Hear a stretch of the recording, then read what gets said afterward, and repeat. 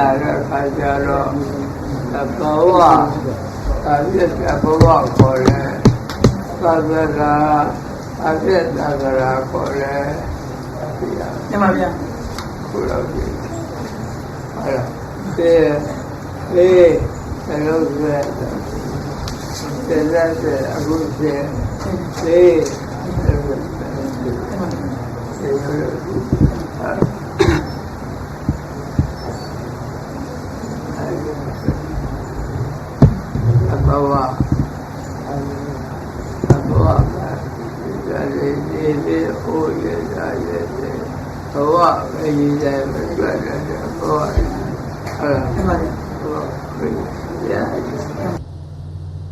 ဘာဒီတော့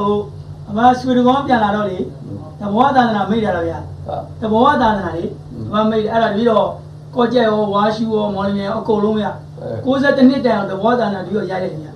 ပြီးမှဒီတော့ပြန်ပြီးတော့ဆက်ပြီးတော့ဘောက်ပြန်ပြတယ်ဗျာပြီးတော့တီးပြတော့အခွေထုတ်လိုက်တော့ခွေထုတ်တော့အခွေထုတ်လိုက်တယ်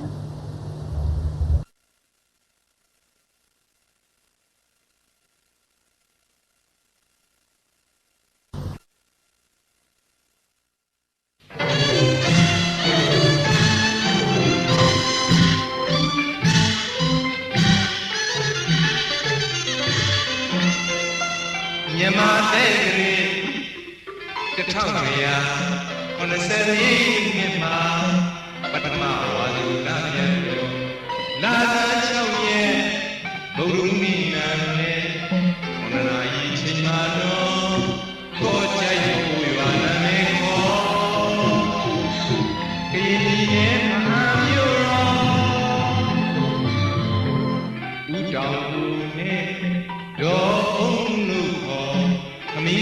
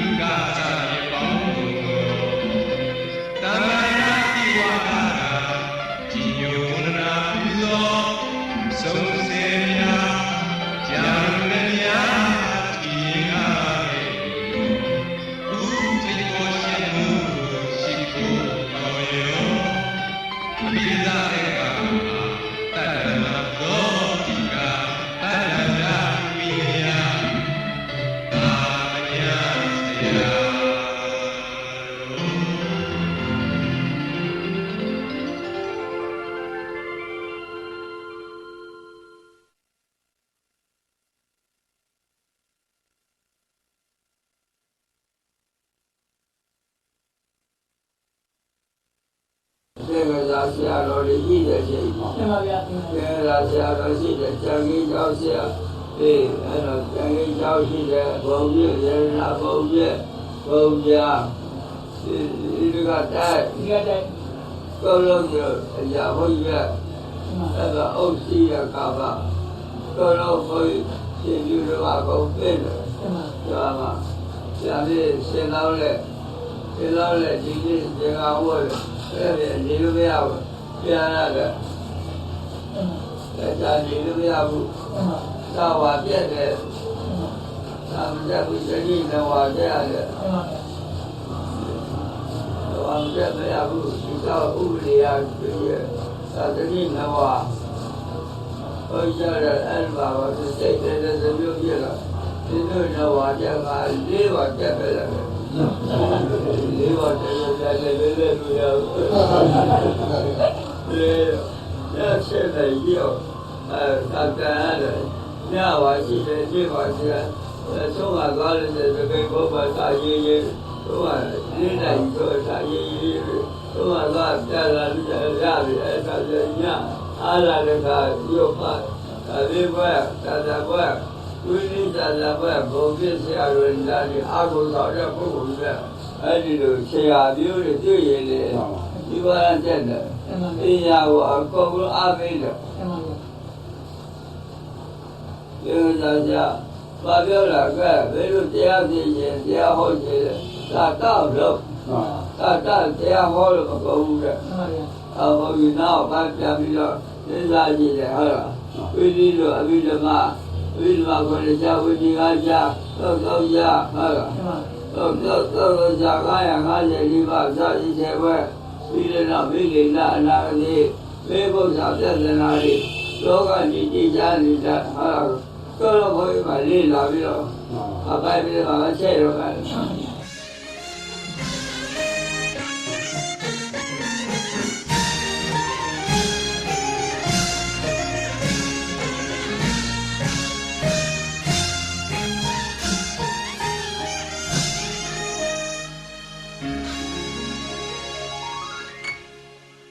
နီလာရောင်ကောင်းငယ်ညရင်ညရွယ်စိတ်ညရင်လေးစိတ်လန်းရွှေပြေညစိတ်တောင်လေးတောင်းလိုက်တော့ကောက်ကရာညွာမှာတန်လို့တပေစားရဝိနည်းယဒုက္ခဌာနတာမညမဟုတ်တော့တာမည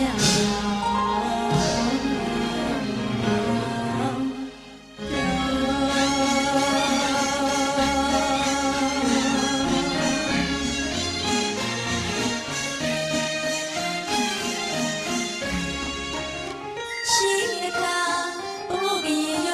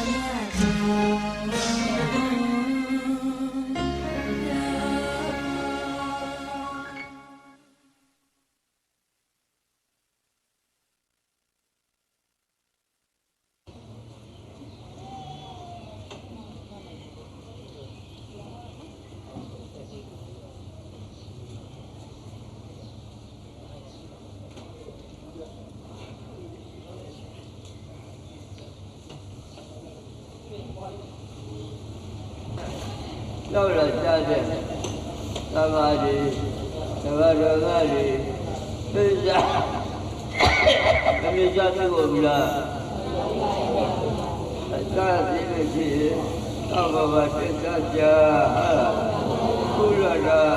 အကောင်းလာလားအဆိုးလာလားအကောင်းလာရဲ့ကောင်းတဲ့ကျိုးပေးတဲ့လူကြီး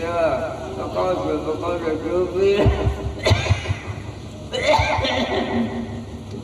တရားဟောတာတဲ့သက်ကိုပြပါအထုချက်ပုဂ္ဂိုလ်ဒီရောတဲ့ထိုက်ကအလိုဟောတာသက်ကိုပြပါဆိုတာသာမဒိဋ္ဌိသောသောယဝဒသာမဒိဋ္ဌိရေရကရေရတသောဘယုတ်ကြည်ပြီးတဲ့ပုဂ္ဂိုလ်အဲ့ဒါသာမဒိဋ္ဌိယုတ်ရဲ့ကျိုးပြီးတဲ့တရားလည်းဘယ်လိုအကျိုးမပေးဘူးဒါသာမဒိဋ္ဌိမိစ္ဆာဒိဋ္ဌိဆိုတာကဘယ်လိုဖြစ်ပြီးကြည့်တဲ့ဟောရသနာပဲလို့ခေါ်တယ်အပေဘုဘကိုပြောရရင်ကိုယ်ကဘုရားပြရာကိုယ်ကဘုရားမဖြစ်ဘူးပါဖြစ်ပါမဟုတ်ရတဲ့လူဝါဒီဘဝကထုတဲ့ဘဝလို့ခေါ်တယ်လူဝါဒီထုတဲ့တရားမရှိတော့လူဝါဒီလက်တယ်မရှိတော့လူဝါဒီလက်တယ်မရှိတော့အမတ်တရားကလက်မရှာရတော့မဟုတ်အားကြတော့လာဝိရပြီကိုယ်ကဘုရားပြရာဒီရတဲ့လောကဒါနပါရမီတို့ခေါ်တယ်ဒါလည်းရှိခံပြီးလိုက်ပြီယောသေကန္တကယောသေကန္တကယောအတုလေထာဘောဘုရားကျမ်းတဲ့တရားတွေတော့တယ်ဘယ်သာမရှိကောလောဘခွင့်ပြ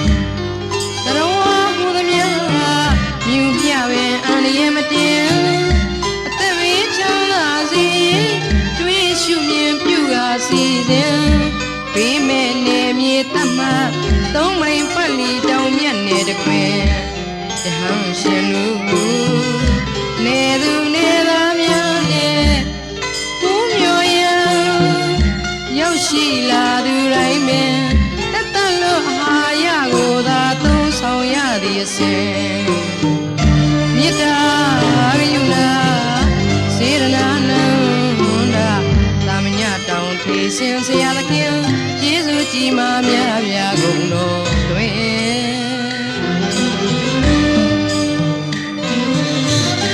တောင်ပေါ်တွင်တောင်အောက်တွင်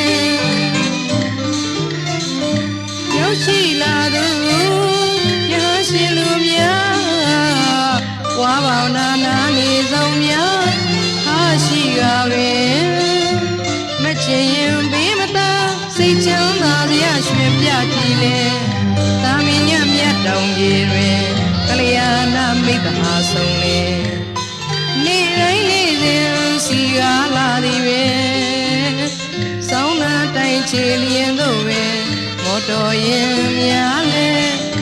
တောင်ပေါ်လမ်းကလေးမှာတရွေ့ရွေ့တက်ခါပျော်စရာရွှင်စရာပဲဤသို့ပင်နေ့စဉ်ရောက်ရှိလာသောလူအပေါင်းယဟန်ရှင်တတ်လို့ထမင်းရင်စားတော့ရလို့လောင်းကထားဝစဉ်ယဟန်တန်ကတော့ဒီရှင်တွေပင်ဆုံးခံရင်မပြူရပဲနဲ့ဆုံးကုန်ပြည့်စုံလုံလောက်နေပြီပဲ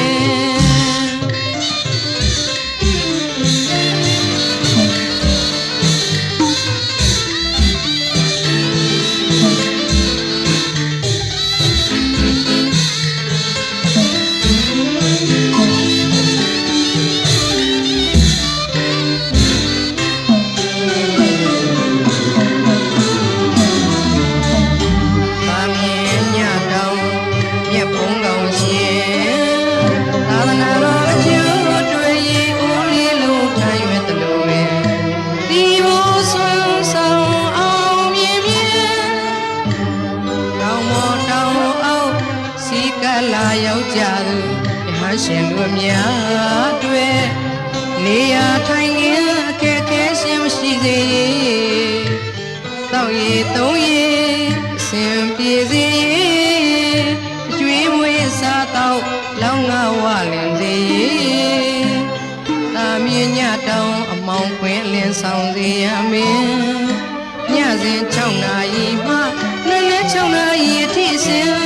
လျက်စင်မီတိမ်ကြီးတင်ရှင်နိထွန်ပူဇော်ဆရာတော်ဘုရားရဲ့စေရနာသရာဖြူစင်ကုသိုလ်ဒါနလေးသစ္စာလေးပါးမြတ်တရားကိုသာဟောကြားတော်မူကားထာဝစဉ်သာသနာရောင်ကြီးထီဟသမညတောင်ကြီးရိမြတ်ပင်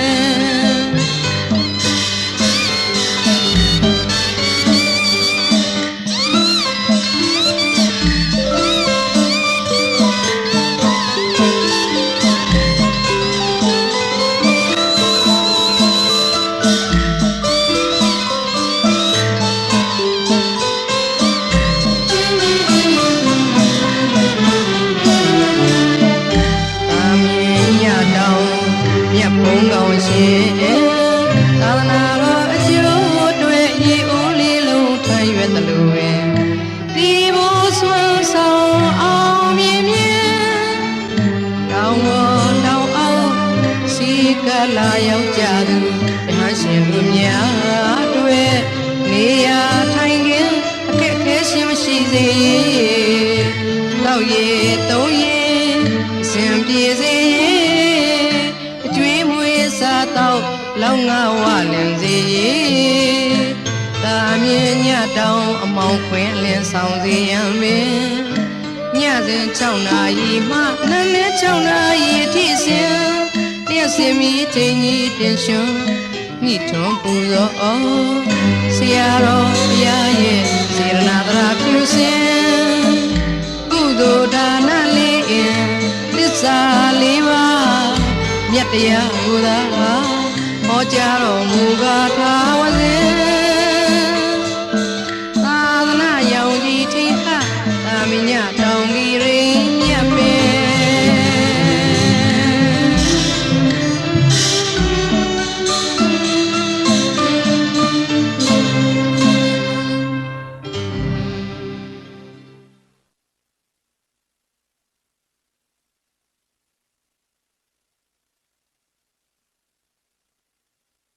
ဒီသာဒီဘုရား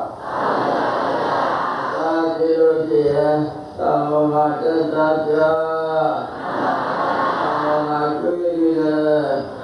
သုနာကြရေသနာကအကောင်းလားအဆိုးလားကောင်းလားကောင်းလို့ကျိုးရတဲ့တရားမကောင်းတဲ့မကောင်းတဲ့ကျိုး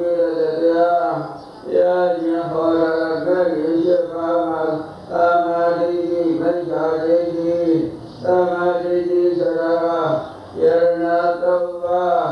ယုံကြည်လေးစားတဲ့ပုဂ္ဂိုလ်အမှန်သမာဓိယုံကြည်ကျိုးပေးရတဲ့တရားမေယုံလို့ကျိုးမပေးတဲ့ကာသမာဓိမိစ္ဆာတိတိသရကမေယုံဝိจิမတိလေးစားပြီးတဲ့ပုဂ္ဂိုလ်မိစ္ဆာတိတိအဝရမဘေမခေါ်အဘေမရိညာအကျေတို့အဘေဘုံကိုမရောက်ရလေအောင်သောဝကိုပြုရကြသောဝကိုမမတိဝိမတိမာလို့ရတယ်လူပါးရဝါမထူးတဲ့ဘဝကိုခေါ်တယ်လူပါးတဲ့ထူးတဲ့တရားမရှိတော့လူပါးတဲ့ရတဲ့တရားမရှိတော့လူပါးတဲ့မိုက်တာမရှိတော့အမိုက်တဲ့မှာရမစားရတော့မှာဘူးသာကြလုံးလာဝိရကျူပြီးသောဝကိုပြုရကြဝိရတဲ့လုံငါသာနာပါရမီတို့ပါသာနာစီမရိယစီရဓမ္မနိမာရိဓမ္မပညာပညာစီမနိဗ္ဗာန်ရောက်တဲ့ဒါနမတိသီလပြည့်စုံမှာရောက်လေဟုဒါနမူဒီဝိရကောရောရဲ့သူကြောင့်နိဗ္ဗာန်သာပြေလျောဟောတုနိဗ္ဗာန်သာပြေလျောဟောတုနိဗ္ဗာန်သာပြေလျောဟောတုနိဗ္ဗာန်သာလေပရိယတဘာပြေလျောယေတိနိဗ္ဗာန်ရောက်ဘုရားရဲ့တရားတော်နိဗ္ဗာန်သခာလူဝေဝတုတိတိသရကအလူတပိရဝေတိလို့ခေါ်တဲ့ဓမ္မတွေလူတပိရမှာပါဘူးလားဒီလောကပါတိသာမယဝေတိဘာယကာဝိသတဲ့တရားပြီးတဲ့တော်လေးတရားလေးတရားပြီးရအောင်ပြရတရားရအောင်ရအောင်ရတရားတရားပါတဲ့ကိုယ်ရတာလည်းလောကရောက်တာရောက်တဲ့အောင်ပါတဲ့ပြီးရအောင်ရပြီးရလူပါကောင်းတဲ့ဒီပြည့်တဲ့ကောင်းလားယာ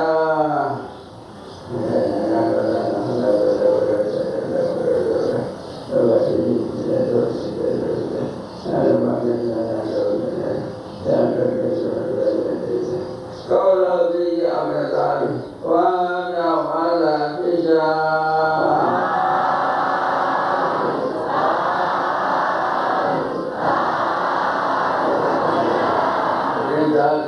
အမတေသာသစ္စာရလူဝဝတ္တုပိတိနာသနာမောကဇာလူယသံဃာသံဃာရတကာမမဝတ္တေလောနန္တလေနတမောကသောရောသကိတာ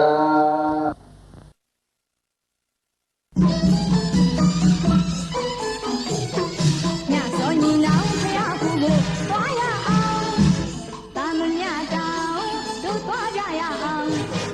ညစောညီနောင်ဖယားကူကိုသွားရအောင်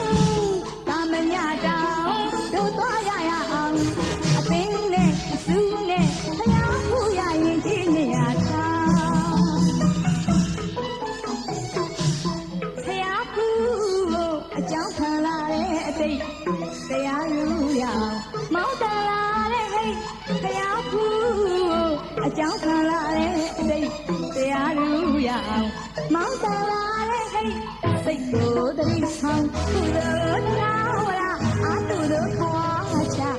မိုးတော်ကျူးတဲ့ပန်းစီအနီအောင်ဘဝကြောင့်ကူးမဲ့စခန်းမကြည့်ပါ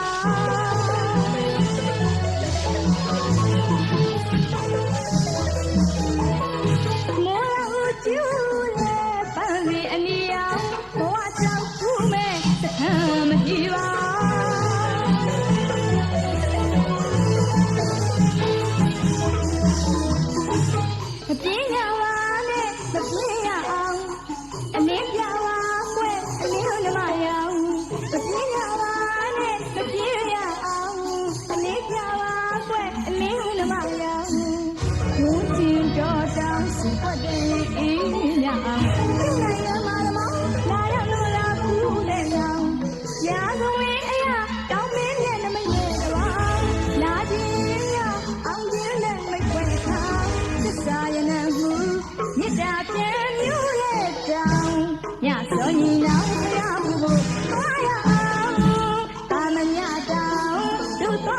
အောင်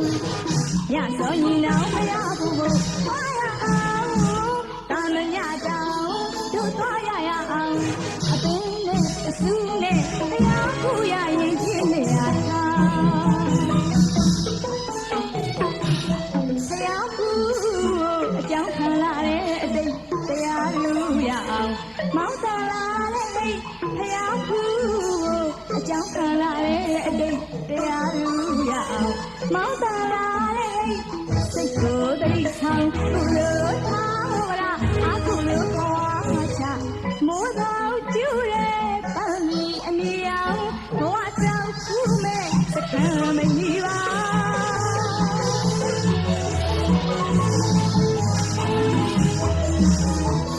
မိုးတော်ကျူရဲ့ပန်းမီအနီအောင်ဘဝကြောင့်ချူမဲ့စကံမကြီးပါ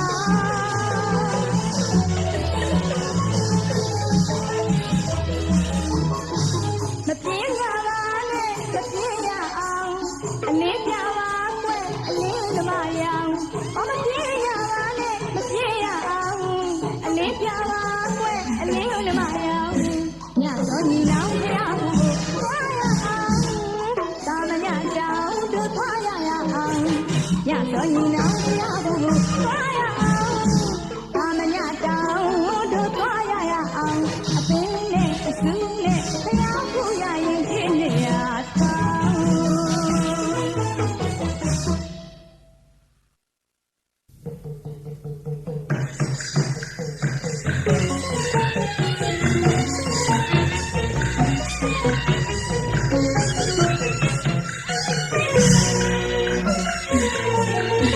တောင်းတော့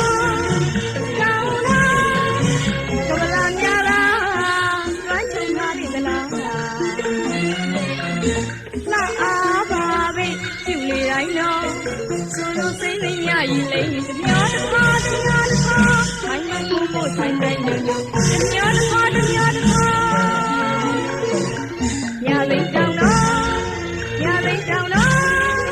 ရလိမ့်တောင်းတော့တာသမ ्या ဝခြင်းလှစုပင်ပါသောတာမညာစေအတွင်သမပြုရင်ငါနောတာသမ ्या ဝခြင်းလှစုပင်ပါသောတာမညာစေအတွင်သမပြုရင်ငါနောတောင်မိုင်အပွားနောတောင်မိုင်အပွားနောနေကြောင်ဟဲ့ဝါနာမေကြောင်ညာလိမ့်တောင်တော့တောင်မိုင်အပွားဟဲ့တောင်မိုင်ပွားဟဲ့လက်ချဟဲ့နော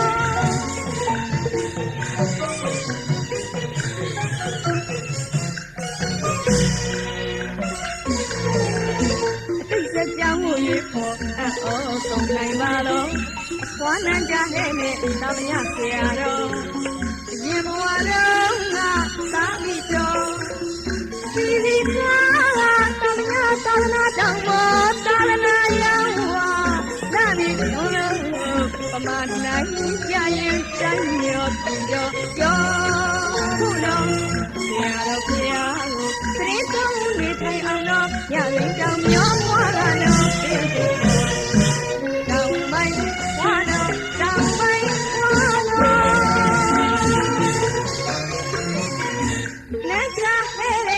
ဝါနာမေကျော်ညလိမ့်တောင်တော့တောင်မိုင်းဝါဟဲ့တောင်မိုင်းဝါလက်ချဟဲ့တော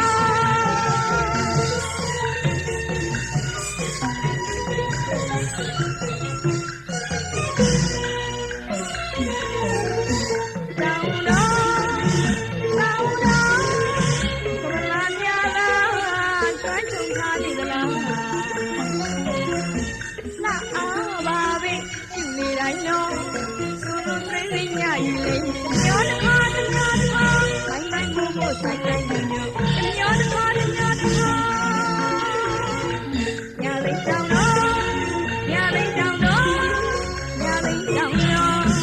တာသမ ्या ဝခြင်းလှစုပင်ပါခေါ်တာမ ्या စေအတွင်သမပြုရင်ငါတော့တာမ ्या ဝခြင်းလှစုပင်ပါခေါ်တာမ ्या စေအတွင်သမပြုရင်ငါတော့တောင်မိုင်းဝါ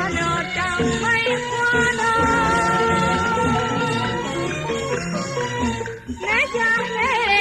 ဘာနဲ့မဲပြောညာရင်းတောင်းတော့တောင်းမိုက်အဖွားဟိတောင်းမိုက်ဖွားဟိလက်ချခဲတော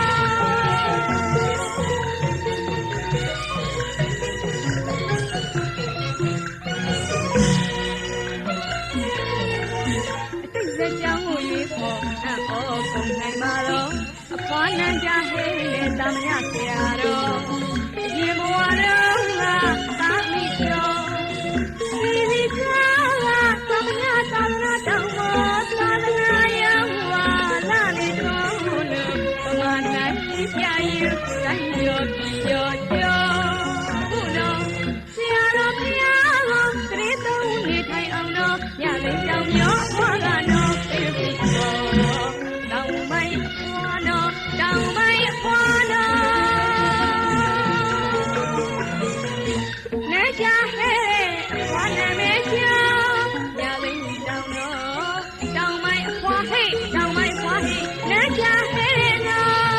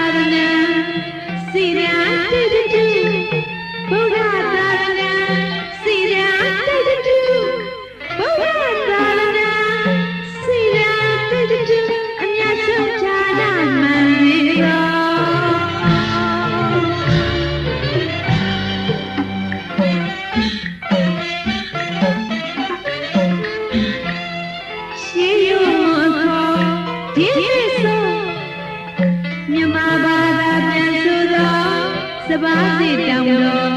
ကရင်ပြည်နယ်ရဲ့အကျော်အမောမြာစိတ်ကြောင့်အန်ချီဝေရတော်ဗုဒ္ဓသာသနာပြပွားစီရင်တော်ဗုဒ္ဓသာသနာစီရန်တိတ်တူဗုဒ္ဓသာသနာစီရန်တိတ်တူဗုဒ္ဓသာသနာစီရန်တိတ်တူအမြတ်ဆုံးဌာနမှန်စေတော်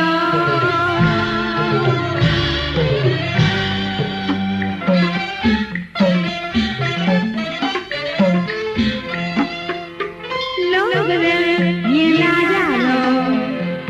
သင်္ခါရယုံနာအဟုတ်အမှန်ရင်ရောမြူဝိပမာတမြေရောဟောင်းဝဲဖောက်ပြန်လောကဓမ္မအမြင်မှန်တရားဆုံးမပေးသနာသာမညဆရာတော်ဗဒ္ဒတဝိနယအမိတ်အမှားတော်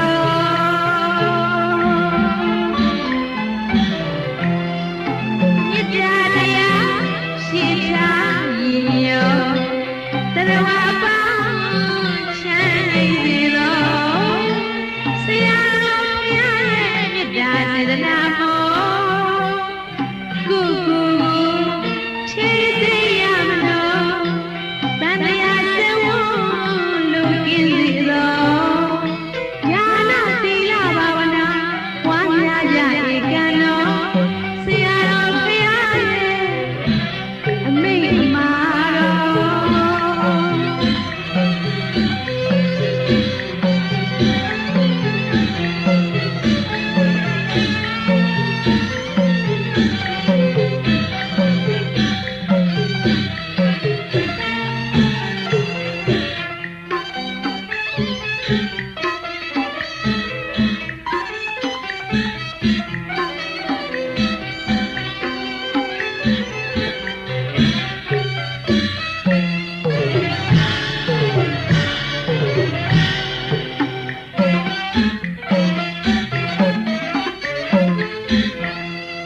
ရှေးရုံမခေါ်ဒီသစ္စာမြမဘာသာပြန်ဆိုသောစပါးစီတောင်တော်ကရင်ပြည်နယ်ရဲ့အကျော်အမောမြာစိတ်တောင်အန်ချီဝေရတော်ဗုဒ္ဓသာသနာပြန်ပွားစီရင်တော်ဗုဒ္ဓသာသနာစီရန်တိတ်တူဗုဒ္ဓသာသနာစီရန်တိတ်တူဗုဒ္ဓသာသနာစီရန်တိတ်တူအမြတ်ဆုံးဌာနမှန်စေတော်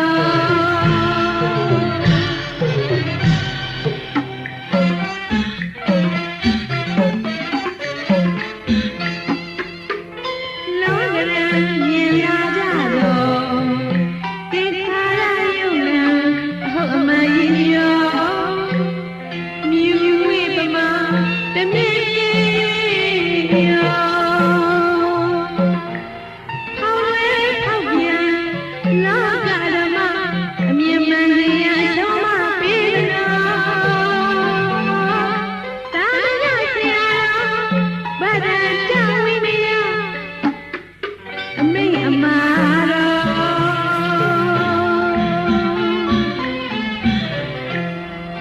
မြစ်တာတရားရှင်းထားရင်ရောတရဝပါချမ်းနေစေတော်ဆရာတော်ဘုရားရဲ့မြစ်တာစေတနာမောကိုချေသိရမလို့တန်တရားစေဝလူကင်းစေတော်ญาณသီလဘာဝနာပွားများကြဧကံတော်ဆရာတော်ဘုရားရဲ့အမိန့်အမှားတော် ဒါနဘောရမီလို့ခေါ်တယ်ဒါနရှိမှသီလရှိတယ်သီလရှိမှသမာဓိရှိတယ်သမာဓိရှိမှတရားရှိတယ်တ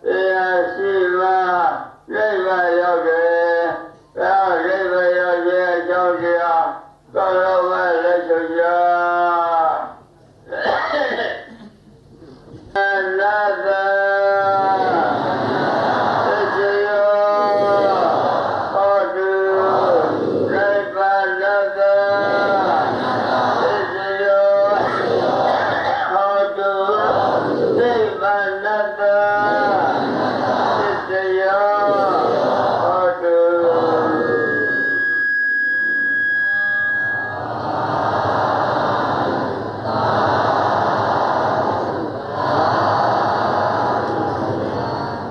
သောရမအာယုပြုရလေးဒီချိန်ပုဂ္ဂိုလ်ပြုရတဲ့အကျိုးဟာရေစက်မိုးစက်ချဖို့ကောလောမလက်ရှုပ်ကြ